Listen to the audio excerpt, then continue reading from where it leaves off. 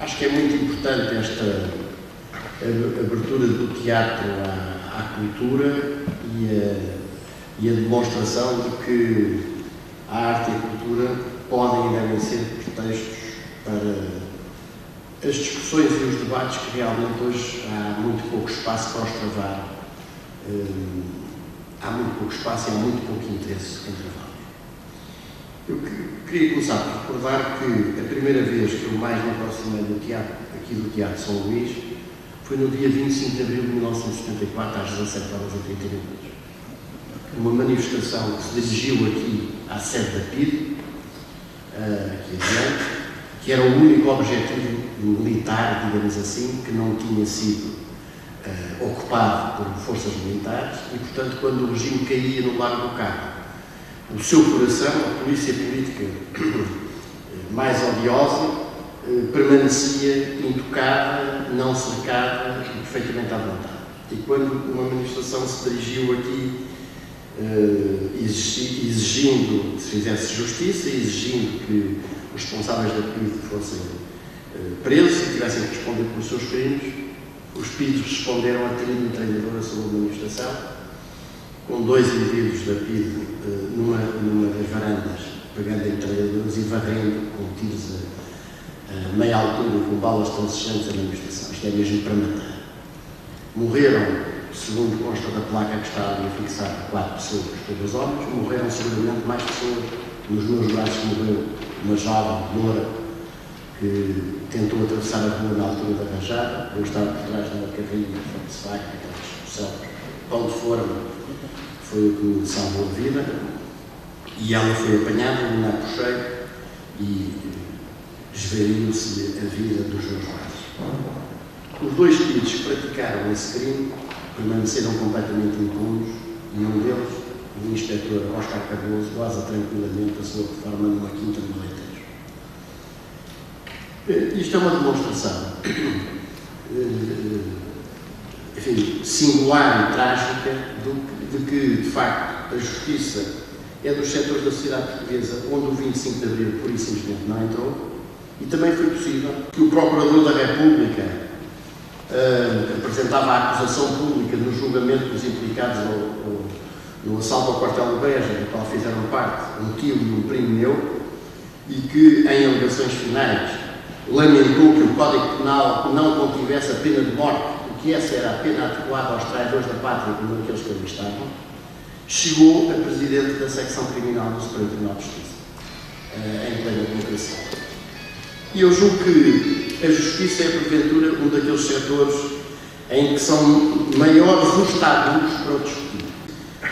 Sempre que se quer abordar este tema por alguma perspectiva mais crítica, a primeira dificuldade que se tem é de ultrapassar o imediato coro de pessoas muito televisivas, muito comunicacionais, com grande peso ao nível da formação da opinião pública, que desatam aos berros e aos gritos a dizer que quem, por exemplo, questiona o que é hoje o funcionamento da justiça em Portugal, quem exige que se faça um balanço do que é a investigação criminal em Portugal, quem exige que se introduzam mecanismos de responsabilização, quem exige que o conceito de justiça não seja expulso da própria justiça e seja substituído por uma lógica de aviar decisões, que é aqui que está hoje em prática, é imediatamente atarrafado aos gritos de que se está a querer pôr em causa a autonomia do Ministério Público, agora que ele, designadamente a rapaziada ou a raparigada do DCIAP, ia começar a atacar os grandes interesses económicos ou financeiros deste país, é que se põe em causa a autonomia do Ministério Público.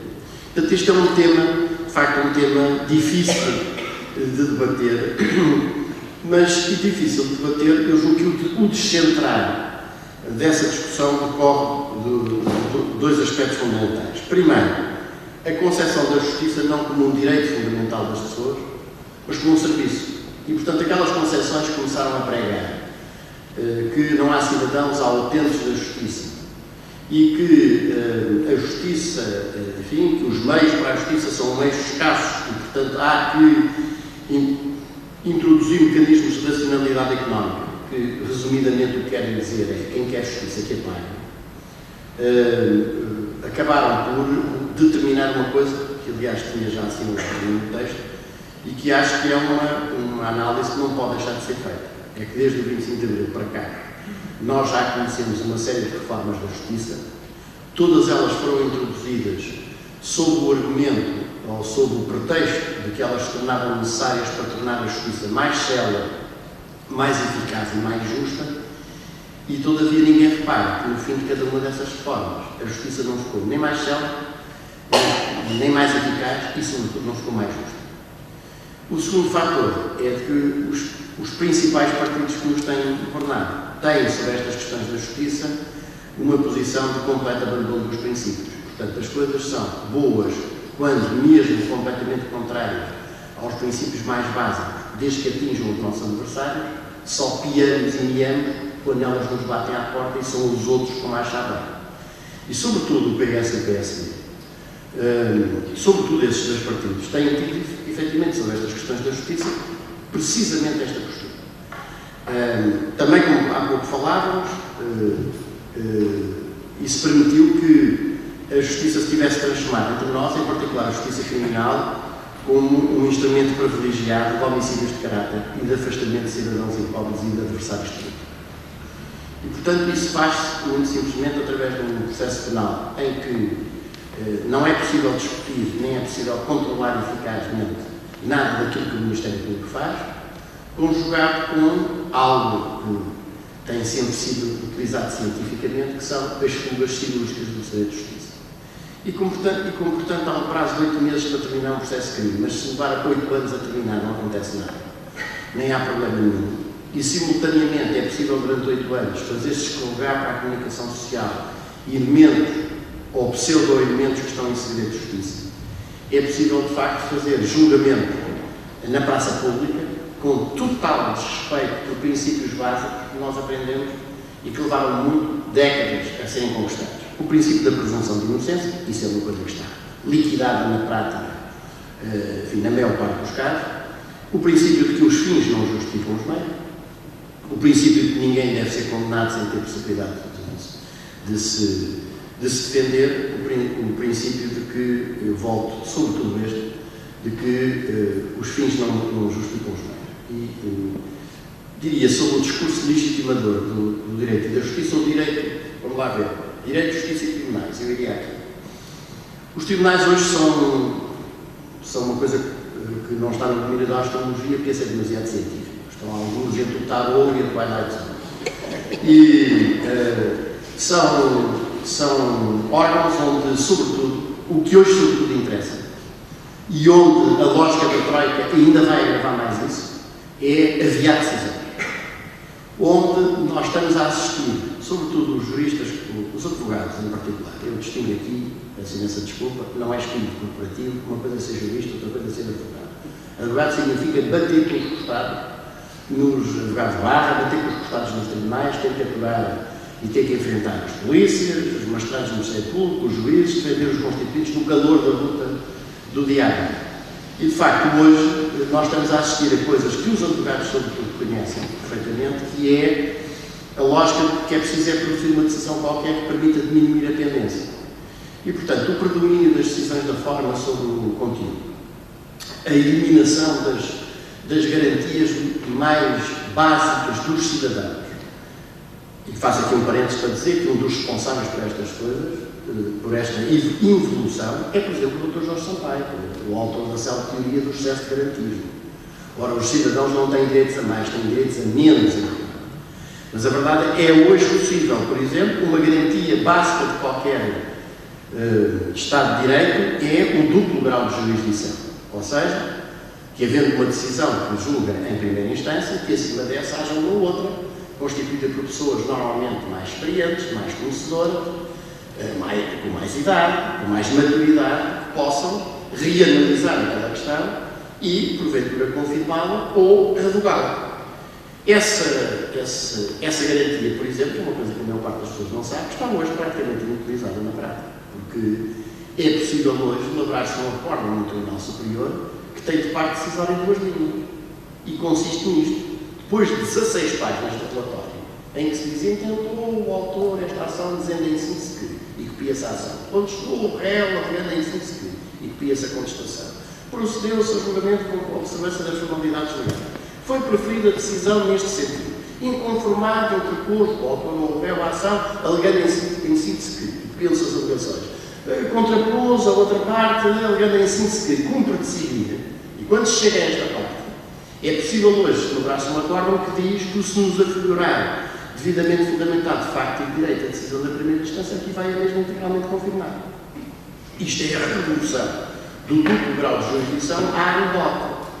E quem diz isto, diz a circunstância, e vou terminar, mas chamando a atenção para isso. Hoje, de facto, o cidadão comum está cada vez mais impossibilitado de fazer valer nos tribunais os seus direitos. Desde logo, porque nós temos um sistema de custas judiciário, que é um sistema de custas violentíssimo, com custas elevadíssimas, e com um sistema de apoio judiciário que apenas isenta dessas custas quem vive debaixo das pontes. Quem tem um mínimo de rendimento salta fora da forma. Portanto, tem de pagar. E como tem de pagar, e tem de pagar cada vez que tem uma intervenção importante no processo, não paga uma taxa de justiça uma vez, cada vez que houver uma reclamação, um incidente, um recurso, torna a pagar para poder intervir, para poder alegar, para poder responder. Evidentemente que as partes financeiramente, económico-financeiramente mais poderosas, multiplicam as intervenções processuais até o outro lado que é esvalhar. A natureza de contrato de trabalho ou de prestação de serviços entre um conjunto de trabalhadores de uma importante seguradora neste país e a própria seguradora, em que ainda não se tinha chegado à efetivação do julgamento e já estavam interpostos 5 recursos. O resultado disto é que, no primeiro, os cidadãos em questão vão arranjar a linha para pagar a taxa de justiça e controlam-se. Na segunda, já não tinham o seu, foram pedir emprestado. A partir do terceiro recurso em direito, esses recursos subiram à instância superior apenas com as alegações da parte mais forte, porque a outra não pôde exercer o seu direito contraditório, o seu direito contra alegar, porque simplesmente não tem dinheiro para pagar. E, portanto, nós hoje, eu acho que há uma reflexão seríssima, porque tudo isto é justificado no sentido de que não se discutiu a sério o que é a legitimação democrática de um órgão de soberania, que são os tribunais, que são o único órgão de soberania que não tem uma legitimação democrática eletiva. O Presidente da República, a Assembleia da República, o Governo imediatamente tem, através dos votos. Os tribunais a gente não escolhe. Como é que se assegura a legitimação democrática de órgãos de soberania, isto é, que exercem o poder em nome do povo, se eles não são eleitos? Como é que o povo controla o funcionamento daqueles órgãos? Como é que pode exercer, efetivamente, esse poder de fiscalização democrática? Isto é considerado um sacrilégio. Teremos a maior parte dos juízes a dizer a nossa legitimação está na lei e na Constituição. Os senhores sabem o que é que isso quer dizer? Não sabe. Ninguém sabe. O que é que isso quer dizer? Nada. Dizer que encontram a sua legitimidade na lei e na Constituição, ou não dizer nada, é que é próximo da mesma coisa.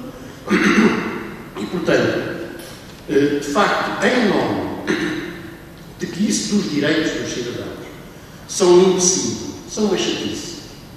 Isto no processo penal, onde não houvesse advogados, a levantar problemas, a arguir nulidades, a querer interferir no interrogatório, a impedir perguntas vexatórias, capciosas, insidiosas. Isto era magnífico, dava muito melhor. Até bom era não haver sequer tribunal. E, portanto, e repare-se, esta lógica é a lógica, por exemplo, que conduz em linha reta a acontecimentos como os de ontem, no bairro da Bela Vista. Para falar de coisas muito atuais. Para falar de coisas muito atuais. Isto é, ninguém discute se, admitindo que um jovem tenha furado um bloqueio policial ou uma operação só, se isso legitimar a polícia a perseguir essa pessoa, disparando tiros não só para o ar, como, segundo diz a própria polícia, na direção do velocípedo. Com uma pessoa lá em cima está-se mesmo a ver quem é que vai acertar alguma dessa bola. Quer dizer, e como estas coisas passam e nós não ouvimos falar sobre isto, ninguém. Quer dizer, foi lá os jornalistas, fizeram uma reportagem, ouviram as pessoas, enfim, mais ou menos indignadas, mas alguém com responsabilidade nesta matéria, a começar pela minha ordem e a acabar nas estruturas de defesa dos direitos dos cidadãos, mas o que é isto?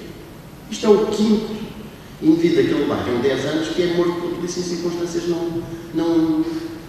não claras e seguramente fora dos quadros em que, nos termos da lei, é permitido de usar armas de fogo, que é perigo iminente para a vida do próprio agente ou do terceiro. Como não se discute O resultado é que quando aparece uma velha senhora a dizer eu resolvo os problemas económicos, desde que vocês aceitem matar alguém, nós teremos uma série de pessoas a dizer, mas qual é o problema? Mas os fins justificam os meios. Mas os fins também justificam os meios. Porque é que não sabe roubar as pensões aos idosos e aos reformados se é para pagar a dívida e o déficit? Porque é que não sabe sacar o 12º, o 13º e o 14º mês? Porque é que não sabe alterar radicalmente as condições com base nas quais as pessoas acederam à sua pensão de reforma ao fim de 40 anos de trabalho na base de um contrato de trabalho com o Estado? Vale tudo, inclusive ir à banha. E isto termina, e encerra, quando nós temos um Tribunal Constitucional a quem deveria competir assegurar o respeito pela lei fundamental do país e defender os cidadãos dos abusos do poder, que preferiu aquele acórdão sobre o corte dos subsídios de férias e de Natal.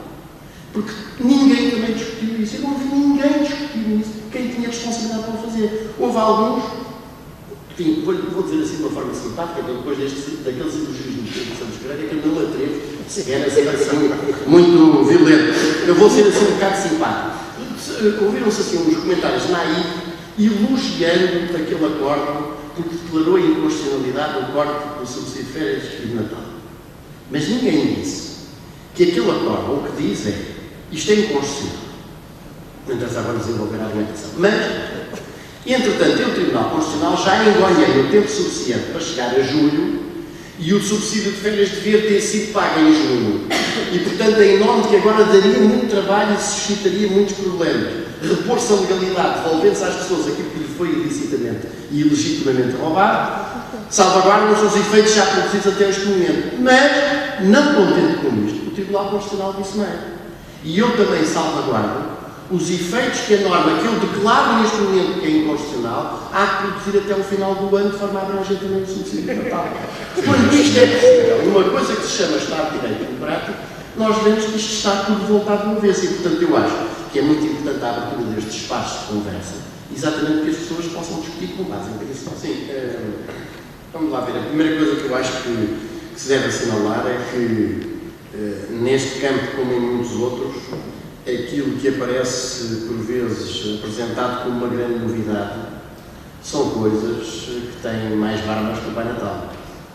E correspondem a um ideário que já foi procurando fazer passar essas ideias. Por exemplo, isto a propósito, não quero puxar a brasa para a minha sardinha, mas não deixo de referir, a propósito das chamadas reformas laborais, todo o fio condutor das reformas laborais e os grandes ideólogos que aparecem a defender, digamos, a lógica destas reformas laborais, não tem um único ponto de novidade em relação aos defensores do direito da lavoura, ou de la crise, ou de la emergência, dos anos 70 a seguir ao choque político de 73, 74, desempenhado. É exatamente, é sempre o mesmo. É preciso baixar os custos sanitários do trabalho, é preciso facilitar a contratação precária e os despedimentos, é preciso baixar os encargos patronais para a segurança social. E não obedece a outra lógica, porque, em nome do abaixamento dos salários, será possível, e em nome da precarização das formas contratuais do trabalho, será possível aumentar o emprego. É preciso dizer que desde 1975, 74, 75, até hoje, não há um estudo só, que demonstre que o abaixamento dos salários, a facilitação dos despedimentos, o aumento das formas precárias de contratação, tenha contribuído ou para o aumento da produtividade da economia, o desastre total nessa matéria, ou sequer para o aumento do emprego. Não há um estudo. E, no entanto, nós vimos esta rapaziada de Chicago, da Manbradas e outros que desembarcaram por aqui, estou obviamente a referir-me ao Gaspar, ou outros em nome da economia, sim, etc., que aparecem a dizer isto como se fosse uma evidência e como se fosse uma novidade acabada de descobrir os seus. Primeiro ponto. Segundo ponto. Também em relação à justiça se passa rigorosamente a mesma coisa. Eu julgo, o Pedro Guerreiro chamou aqui a atenção para, de facto, do ponto de vista da justiça criminal, ninguém consegue explicar a um cidadão português porque é que um sem-abrigo que rouba um polvo num supermercado que custa menos de 5 euros, apanha uma pena de prisão ou de multa efetiva e os responsáveis do BPN não apanham coisa nenhuma. como ninguém consegue explicar ao cidadão, porque é que uma senhora idosa do Porto se esquece, ou não esquece e omite, na declaração de rendimentos que apresenta à Câmara Municipal do Porto, a sua pensão de reforma é despejada, e o presidente de um dos principais bancos portugueses esquece de declarar um IRS 11 milhões de euros, e o Banco de Portugal vem apressadamente declarar que ele é pessoa idónea para dirigir um banco. Quer dizer, ninguém consegue compreender, e ninguém consegue compreender com razão. Vamos lá ver, isto mostra bem o caráter de classe da justiça que nós temos. O que não é descontar, porque é a economia que nós temos, a educação que nós temos, a saúde que nós temos. Portanto, a justiça, nós não temos uma crise da justiça, nós temos uma justiça da crise, que é uma coisa completamente diferente. E também chamaria a atenção, porque me parece importante, a relatividade dos conceitos exatamente em função, designado mesmo dos conceitos éticos e até antes dos conceitos jurídicos, consoante a que nós respeitam, porque evidentemente sempre foi assim ao longo da história. Aquilo que era ético, correto, justo e juridicamente tutelado para o esclavagista, não o era para o escravo. Aquilo que era para o senhor feudal, na Idade Média, alguns dos direitos, designadamente um que hoje nos poderá até fazer sorrir, mas que era uma brutalidade contra as mulheres, designadamente, que era o direito do senhor feudal, quando um dos servos da gleba casava, passar a noite de núpcias com a noiva do servo da gleba, o chamado jus prima nocte, em que uma tradição portuguesa muito violenta ao direito para nada, mas que era inteiramente justo para as classes dominantes da época, naturalmente era profundamente injusto para as classes dominadas na época. E eu acho que é importante salientar isto, porque hoje, na época da globalização financeira e da sociedade do trabalho assalariado, nós tivemos uma lógica de primar a todo custo uma visão do trabalho assente nas chamadas vantagens competitivas dos países que se caracterizam precisamente pela chacina dos direitos sociais. E daí que as nossas conhecidas agências de rating, hoje toda a gente esquece, ou se pretende esquecer disso, se o tivessem privilegiado como destino preferível dos investimentos, por serem locais onde o retorno desse investimento era garantido com tranquilidade e com bastante grau de eficiência, precisamente os países onde esses direitos sociais e laborais são mais violentamente sancionados, a começar na China, a acabar nas Índias e passando pelas Singapuras e pelas Coreias, etc. E esta lógica, eu acho que estava aqui a referir isso, quer dizer, esta lógica é pregada por um conjunto, um arsenal ideológico de que nós muitas vezes não nos damos conta, mas que valia a pena desconstruir, porque nós temos uma certa tendência para não discutir coisa nenhuma, quer dizer, um espaço de debate como este, evidentemente se tivesse aqui o Álvaro ou o Gaspar, os generalistas estariam aqui a fazer a filmagem disto. Evidentemente isto é um evento que não interessa em termos de comunicação, de lhe dar alguma espécie de, digamos, de amplificação. Mas não se consegue, é difícil fazer a desconstrução, de um conjunto de conceitos, e eu chamei aqui a atenção para alguns deles. Portanto, a ideia da inevitabilidade e da imutabilidade das coisas. Quer dizer, desconhecendo que a humanidade nunca colocou nenhum problema, relativamente ao qual não estivesse concomitantemente a tratar desde logo para a solução desse problema, e que nada é inevitável, nem nada é imutável. Isto, no fundo, é o ideário corporativo de antes do 25 de Abril com vestes de sabão modernas. Antes do 25 de Abril, nos livros da instrução primária, aqueles que eu levo hoje aos meus alunos, aqui de económicos, para explicar como é que é, vinha lá dito, é Deus que nos ensina e que devemos obedecer aos nossos superiores. Manda quem pode, obedece quem deve. Pobrezinhos sem povo e sem para vir, e outras coisas do género. E, portanto, isto envolto naquele discurso ideológico do fado, no duplo sentido da palavra, da expressão musical e do destino, portanto, nós suportávamos aquilo que era a nossa triste sina, e isto era assim que tinha de ser assim. Nós hoje temos exatamente a mesma ideologia, paciente, reacionária, profundamente castradora da capacidade dos homens e das mulheres construírem o seu futuro, mas agora sob novas vestes, e as vestes passam, por exemplo, esta imutabilidade e inevitabilidade. Outro pé digamos, desta ideologia que eu acho que é muito importante desconstruir é o do primário do individual sobre o coletivo, a ideia de que quem se safa é quem é suficientemente ágil, e quem é suficientemente ágil não apenas do ponto de vista físico, mas do ponto de vista ético, para acotovelar e pontapear o vizinho do lado, nem que seja o irmão, o seu irmão, para chegar primeiro, e portanto o elogio do self-made man e do self-made woman. A ideologia que prega que as pessoas, que só há lugar, que é uma espécie de darwinismo social, que é os fracos vão rezar a história, portanto o futuro é dos fortes, e portanto os deficientes, os idosos, os diferentes, os doentes, esses não têm lugar nesta sociedade. E aqueles que não conseguem, os desempregados, são os inadaptáveis, são os piegas, são os não empreendedores, quer dizer, são uma espécie de viciados na mendicidade que há que voltar a punir com as leis penais, tal e qual como se fazia na Inglaterra do século XVII e do século XVIII. Portanto, todo este aparato ideológico que está em marcha visa entorpecer as pessoas, portanto, o cidadão comum, entorpecê-lo na compreensão de que, se nós estamos num determinado estado de coisas, por exemplo, numa situação aparentemente parecida com a da cidade, isso não aconteceu por acaso. Há responsáveis e há formas de sair dessa situação, que não são a quem.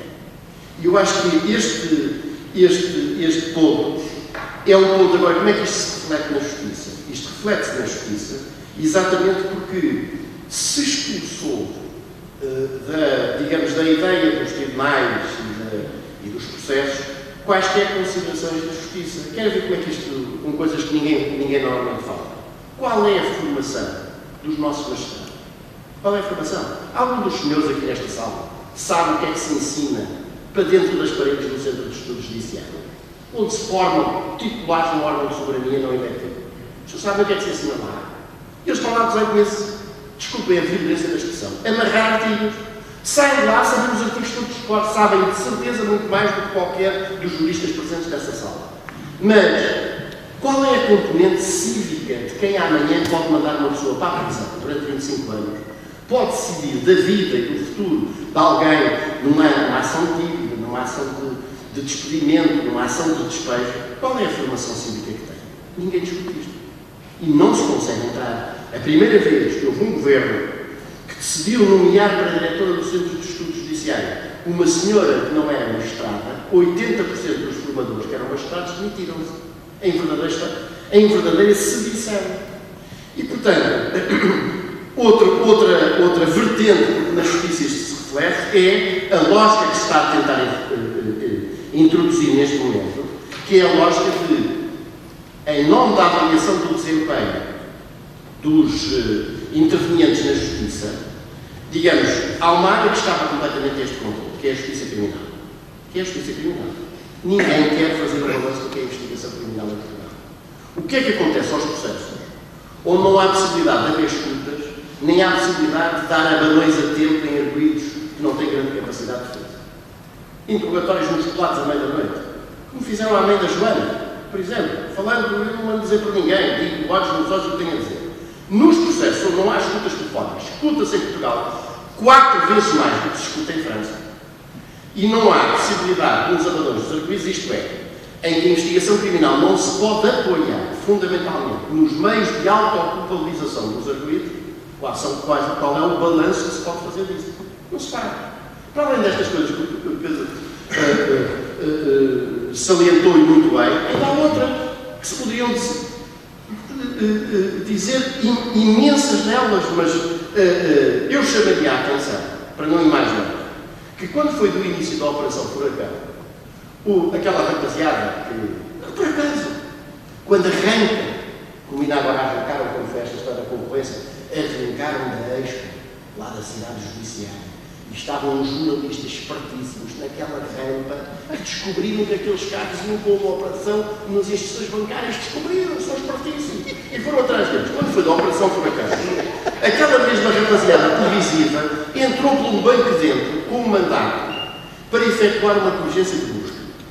E os meus colegas advogados dessa instituição, e bem, eu acho que é assim, as coisas decidem-se com respeito pelas regras e não com base na batota, exigiram que fosse exibido o mandato e o mandato explicitasse exatamente onde é que se dirigia, que isto não é pesca da rasca. Isto não é entra-se por aqui, mete-se tudo para dentro do balde e depois logo vê-se arranjas alguma coisa. Bom, isto deu ali alguma discussão e uma exigência que viesse o despacho que ordenava a diligência. Quando veio finalmente esse despacho, veio por fax. A rapaziada do PCA esqueceu-se que no despacho identificava as outras instituições bancárias onde era suposta a operação ia ser. E, portanto, 2 minutos depois, todos os outros bancos conseguiram que se isto ocorresse no campeonato de matraquilhos organizado pela Sociedade Recreativa e Musical União, a direção tinha sido atirada, fenestrada pela janela para os sócios. Aconteceu alguma coisa? Não aconteceu nada. De facto, nós estamos aqui perante uma situação que é, o que hoje interessa é aviar decisões. E eu laboro, sobretudo, num tribunal, que é o Tribunal Também. E em particular no Tribunal Também. E devo dizer que todos os dias sinto o que é hoje a lógica do que é preciso é aviar decisões. Aviar decisões. Quer dizer, se as decisões são justas ou injustas, são corretas ou não são corretas, são ponderadas ou são ponderadas, isso é uma coisa completamente secundária. O que é preciso é deitar abaixo a tendência. Bom, o resultado disto, era isto que eu queria dizer, o resultado disto é completamente explosivo. Porque todos nós sabemos que ao longo da história, problemas de saúde, problemas de educação, problemas de transportes mal resolvidos, geraram frequentemente manifestações, protestos, enfim, movimentação. Problemas de justiça mal resolvidos geraram sempre explosões sociais de consequências imprevisíveis. E, portanto, quando se aceitou que seja possível fazer-se batota para, isto é, que os fins justificam os meios, e, portanto, eu sou acusação pública, não tenho lá muita lenha para, digamos, alimentar a acusação. E, portanto, o que eu faço é escorregar para a imprensa que aquele fulano e aquela fulana estão indiciados na prática destes crimes. O que eu estou é a tentar ganhar na Secretaria aquilo que eu não sou capaz de ganhar em campo. O resultado disto é um resultado demolidor. Qual é o resultado? Se nós seguimos um processo todo, digamos, com respeito escrupuloso dos princípios, quando finalmente um julgador, um juiz, profere uma decisão, por exemplo, condenando alguém pela prática de um crime, essa decisão impõe-se ao respeito da comunidade. Porque os membros da comunidade dizem, se num sistema em que se respeita escrupulosamente as regras, os direitos dos queixosos, das vítimas e dos arguidos, em que as provas são as provas que podem ser legalmente produzidas, em que o Tribunal apreciou as provas sem preconceitos de natureza nenhuma. E se no fim se concluiu pela culpa, então é porque ele fez mesmo. Quando se começa a fazer batata e quando se começa a chegar a isso, o problema, a questão é que as pessoas não acreditam em toda a razão. E por isso, coisas que alguns de nós teremos achado visíveis, e eu dou muitas vezes este exemplo, ou até secundárias, acabam por se revelar perfeitamente demolidoras. Um exemplo para concluir.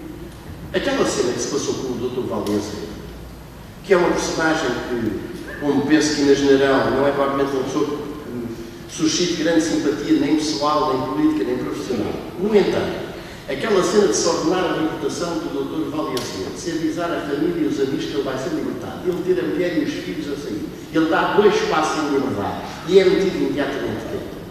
Aquela imagem, o que aquilo revela é que nós temos uns órgãos de justiça que acham que aquilo é possível fazer e que vale a pena fazer. Ora, o Estado, no que diz respeito aqui ao processo penal e à justiça penal, não pode ser mau, não pode ser vingativo.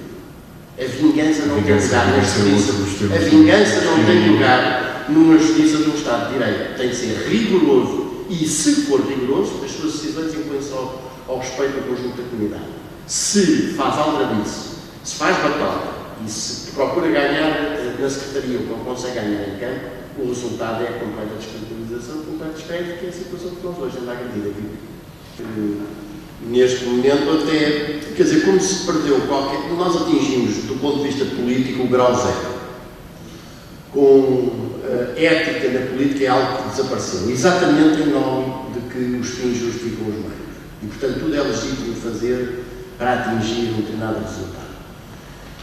E isto passa por coisas como: eu não gosto do engenheiro José Sócrates, portanto, acho bem que todas as noites, de sexta-feira, vá bater em cima da secretária da Sra. Manuela Moura Guedes uma peça de um processo que está em segredo de justiça e que tem a singularidade de dormir nos períodos intra-eleitorais e despertar nos períodos eleitorais. Isto é o ponto de vista dominante dos nossos políticos. E eu acho que é o ponto de vista absolutamente errado. Portanto, os dirigentes políticos que nós consideramos que são oportunistas, que são errados, devem ser derrotados e derrubados na luta política e não através de métodos deste tipo. Mas a verdade é que a posição dominante, em particular imposta pelos partidos que têm partilhado o poder desde o 25 de Abril até aqui, é que as coisas são boas se servem para lixar o adversário ou trazer aparentemente algum benefício imediato para mim e são más quando me batem. É evidente que com este exemplo, depois a ideia é de que eu posso fazer, desde que seja formalmente legal, digamos, será aceitável, é até símbolo de uma certa esperteza, de uma certa capacidade de vencer na vida. Este é um vencedor. O indivíduo que, através de expedientes que são formalmente conformes à letra da lei e que lhe vai permitindo fazer coisas que todos nós vemos que estão erradas, mas como formalmente estão legais, é o esperto. E o que se deve, e o valor supremo que se põe, é o valor do sucesso. É evidente que isto é um terreno depois onde essas coisas todas medram. Portanto, quando ainda por cima, o exame das questões na base dos grandes princípios é abandonar desde logo os piores exemplos aqui de cima, eu remeto apenas para aquilo que disse há bocado, relativamente ao Tribunal Constitucional. Vamos lá ver, nós vivemos numa coisa que se diz no artigo 2º da Constituição, que é um Estado de Direito. Considera-se que o elemento intrínseco do Estado de Direito é o princípio da certeza e da segurança jurídicas, ou seja, que significa que os cidadãos não podem ser confrontados com alterações radicais e inesperadas a meio do jogo, das regras que definem o jogo que eles estão a jogar nas suas relações jurídicas e com base nas quais fizeram as suas grandes opções de vida. E que os cidadãos sejam os cidadãos individualmente considerados, sejam os cidadãos organizados, podem ser, por exemplo, as empresas. Quer dizer, não é legítimo num Estado de Direito que o poder, a meio do jogo, a 3/4 do jogo, no prolongamento, a 15 segundos de terminar, diga que agora o penalti é assim e o offside é assado, porque as pessoas fizeram todas as suas opções e definiram a sua vida em função de um quadro que agora lhes é completamente alterado. Bom, isto é uma coisa absolutamente básica. Quando nós temos um Tribunal Constitucional que está transformado num aerópago político, com comissários que são designados pelos dois principais partidos do Parlamento, é evidente que o resultado é este que a gente está a ver. E com um exemplo deste, isso vem para aqui abaixo. Qual vai ser o Tribunal de Primeira Instância que se atreve a dizer isto não pode ser assim, porque isto contraria este e aquele preceito ou aquele princípio. Não o faz. Segundo ponto, prezamos muito pouco a transmissão da memória. E um país e um povo sem memória do passado é sempre um país sem futuro. Não é porque a ideia de que o passado se reproduz automaticamente no futuro, mas é como o que se passou para trás, a gente aprende a agir melhor no futuro e a não cometer erros. Ora, por exemplo, eu dou aulas em económicas. Chego lá e pergunto aos meus alunos: vocês sabem quem é José António Ribeiro Santos? Ninguém sabe. Mas eu, como professor de Direito de Trabalho, Direito Bandu ou outra coisa qualquer, entendo que a minha primeira missão é ajudar a formar cidadãos ativos e conscientes que saibam pensar pela sua própria cabeça. Não é que pensem como eu, é que saibam pensar pela sua própria cabeça. E um dos componentes essenciais para formar cidadãos ativos e conscientes é transmitir a memória que as pessoas não adivinham. E, portanto, eu sinto-me na obrigação de explicar que José António Ribeiro Santos é um estudante de Direito, foi assassinado por um PIDE, Nova António Joaquim Gomes da Rocha, na tarde de 12 de outubro de 1962, num anfiteatro de económicas, e que é mais um dos PIDEs que se safou completamente impune na sequência do 25 de Abril. E porquê é que isso se passou? E como é que os estudantes e o povo em geral reagiram a isso? E como é que o regime nunca mais foi o mesmo desde o assassinato de Ribeiro Santos, tal a revolta que ele provocou? Mas esta memória tem de ser passada aos mais jovens, porque eles não nascem ensinados. Ora, exatamente a transmissão, o crime que está aqui cometido ao lado, ali ao lado, naquele lado, que é a permissão de que a sede da Polícia Política do regime, onde foram torturados e assassinados elementos do povo português, de partidos, sem partidos, deste partido, do outro, não interessa, que se batiam pela liberdade e pela democracia, permitido transformar num condomínio de luxo, foi viabilizado por uma versão camarária dirigida pelo Dr. João Soares. E nada disto foi considerado uma coisa particularmente chocante. Como é que se preserva a memória de um povo se aqueles que se dizem democratas são os primeiros responsáveis por abafar essa memória? O Aljube só não foi completamente liquidado. A prisão do Aljube, pela qual passaram inúmeros lutadores pela liberdade e pela democracia deste país, em celas chamadas curros, onde as pessoas só cabiam em cima de um catre que nem sequer em pé se podiam ter, e aguardavam ali serem transportados aqui para a Ana Maria Cardoso para serem aqui sujeitos à tortura, foi completamente liquidado por dentro. As celas, os curros, que eram monumentos da história do povo português, foram completamente destruídas para transformar aquilo numa espécie de open space, depois dividido por tabicos do Instituto de Inserção Social do Ministério da Justiça. E a própria prisão só não foi abaixo por causa do movimento cívico que na altura se levantou e que permitiu, apesar de tudo, mesmo no limite, preservar. Portanto, há aqui uma responsabilidade que eu não tenho bem a ideia de atirar com a responsabilidade para cima dos jovens. Dou aulas a jovens e a minha opinião, há muito tempo formada, dou aulas a jovens. Desde 75, comecei como professor universitário no dia 1 de março de 75, e a minha opinião é que a juventude, desde que se passa a ter à sua razão crítica, aos sentimentos mais elevados, àquilo que de melhor eles têm, respondem muitíssimo bem. E eu acho que a primeira coisa que nós temos que fazer aqui é esta preservação da memória, não no sentido passadista, mas no sentido de armar as pessoas. Quando, por exemplo, para dar um exemplo, no dia 14 de novembro, por exemplo, a polícia, depois de em duas manifestações anteriores da CGTP, ter feito filmagens relativamente às quais só foi pedir à Comissão Nacional de Proteção de Dados a autorização para fazer as filmagens em cima do acontecimento, e a Comissão negou-lhe a autorização, naquela decidiu filmar sem autorização. E houve um cidadão, que se chama António Cristóvão Garcia Pereira, quando viu lá um indramundo fardado com uma câmara de filmar a filmar os manifestantes, pediu primeiro a uma pessoa que fotografasse. Já sabia porquê. Aí a tal experiência que é útil. Porque amanhã vão dizer que não era verdade. E, portanto, fotografou-se o agente do corpo de intervenção, de várias formas, de perfil, de frente, de lado, consoante ficasse mais aprazível para a fotografia, a filmar a manifestação. E perguntou aquele cidadão à Comissão Nacional de Proteção de Dados: os senhores receberam algum pedido de autorização e concederam da PSP ou da Administração Interna, ao Ministério da Administração, para proceder a filmagem? Não. Então estas filmagens são completamente ilegais e há um cidadão que está aqui dentro desta sala que, como cidadão, um dos 10 milhões de portugueses, decidiu apresentar uma queixa-crime e eu tenho a honra de representar esse cidadão nesse processo. As pessoas não podem imaginar o surreal que é aparecer uma queixa dessas do tribunal. Porque este cidadão é visto como um aviscado. Mas o que é que isto é? Desculpe a expressão. Em especial o próprio, que está aqui internado. O que é esta aviscada? Está para aqui a chatear com um processo para quem não deve conter qual é o problema das pessoas serem filmadas. Agora, quem tem a experiência acumulada sabe que essas filmagens se fazem para fazer bancos de dados. Nós somos todos os dias bombardeados.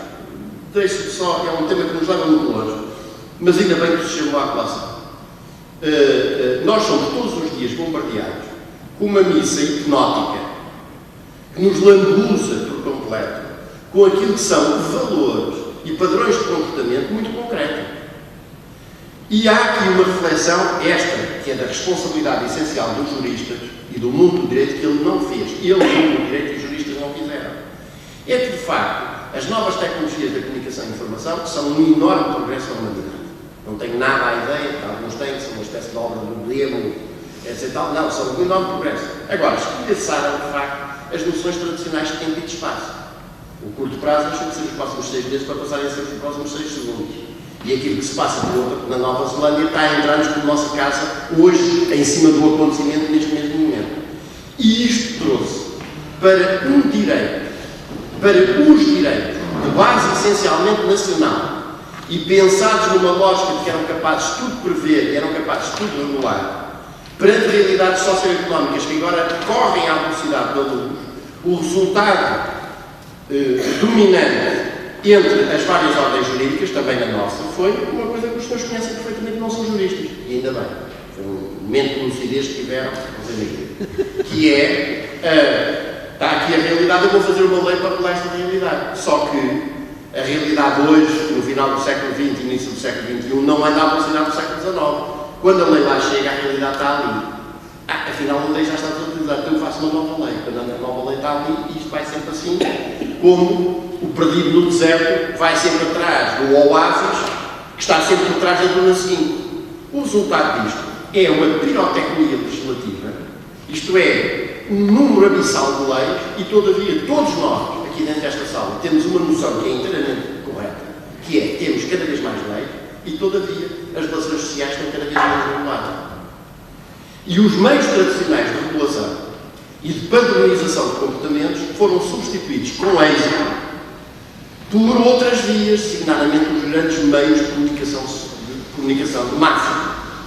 Um padrão de comportamento, um modelo de conduta passado numa telenovela, num horário nobre da televisão, uma telenovela onde ninguém trabalha, onde toda a gente se preocupa em encoscar acerca da vida dos outros, onde o esperto é que se sabe, onde o dinheiro, o sucesso é que é muito importante, e onde aquilo que são os valores fundamentais de uma sociedade desenvolvida e progressiva são completamente apagados, modela mais comportamentos sociais do que 100 decretos-leis publicados no Diário da República. Ora, esta reflexão está por fazer, como está por fazer a necessidade de decompor a tal missa hipnótica com que nós somos todos os dias confrontados. Por exemplo, há uma teoria, que é a curva do sino, de um senhor chamado Charles Murray, que a idealizou e produziu na sequência das célebres experiências na cidade de Nova Iorque do Sr. Giuliani, que é uma teoria que consiste no seguinte: está demonstrado, vai entre aspas, sublinho bem, das tais demonstrações, está demonstrado que os negros, os porto-ricanos, etc., são pessoas menos capazes, com menos aptidões para desenvolverem as suas aptidões em sociedade. Logo, não se justifica grandes investimentos em termos de sistema escolar, em termos de sistema de saúde, porque é um investimento perdido. E, portanto, o que é preciso é, corta-se nestas prestações sociais, os tais 10, e chama-se a polícia para resolver o problema.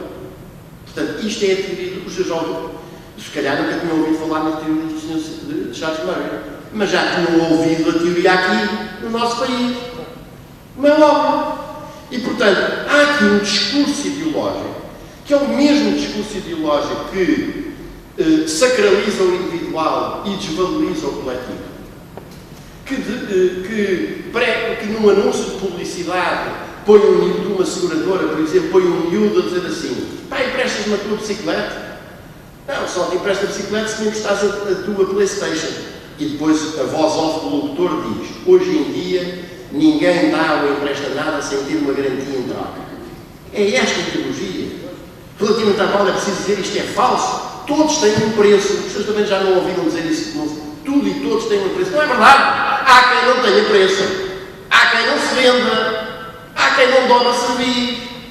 Há quem não se acobarde.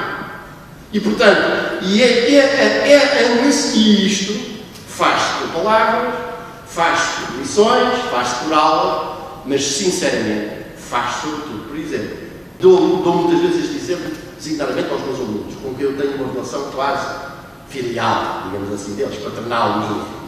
Eu tinha 9 anos, quando vim com a minha mãe pela primeira vez visitar o meu tio, implicado no assalto ao quartel de Beja, como eu disse há pouco, aqui, que estava preso aqui na cadeia de Aljube. E estava há 8 dias em tortura do sono. A prisão do Aljube, para os que não conhecem, é uma prisão pesadíssima, com o pé direito muito alto, com as luzes fraquíssimas, fiadas grades por todos os lados, etc. E aquilo era, nós estávamos com uma fiada de grades atrás de nós, outra à nossa frente, um pido ali ao meio a escutar, outra fiada de grades, um preso, outra fiada de grades. E quando o meu tio entrou, com 8 dias e 8 noites de estrutura do soro vinha de tal forma disforme, ele não foi propriamente espancado, ao contrário do que aconteceu com os presos civis, designadamente o Manuel Serra e outros, foram barbaramente espancados. Os oficiais do quadro, os oficiais do exército, que era o caso do meu tio, não foram espancados, mas foram sujeitos a uma tortura. Injetados, a cara toda retorcida, os sapatos não tinham atacadores, os pés não cabiam, as pernas não trambolho. Eu não reconheci o meu tio. Eu não reconheci o meu próprio tio. E só quando o meu tio começou a falar, uma conversa de circunstância, obviamente para um miúdo que estava ali, é que eu pela voz reconheci que era o meu tio. E ao vê-lo naquele estado, eu comecei a choramingar. E a minha mãe, que era uma senhora que tinha pouco mais de 1,5 metro de altura e pesava pouco mais de 40 quilos, agarrou-me um braço, apontou o pico que estava no meio ajustado e disse: meu filho, em frente de gente desta, não se chama. Eu aprendi muito mais com este exemplo do que em 40 tratados sobre cidadania e civismo.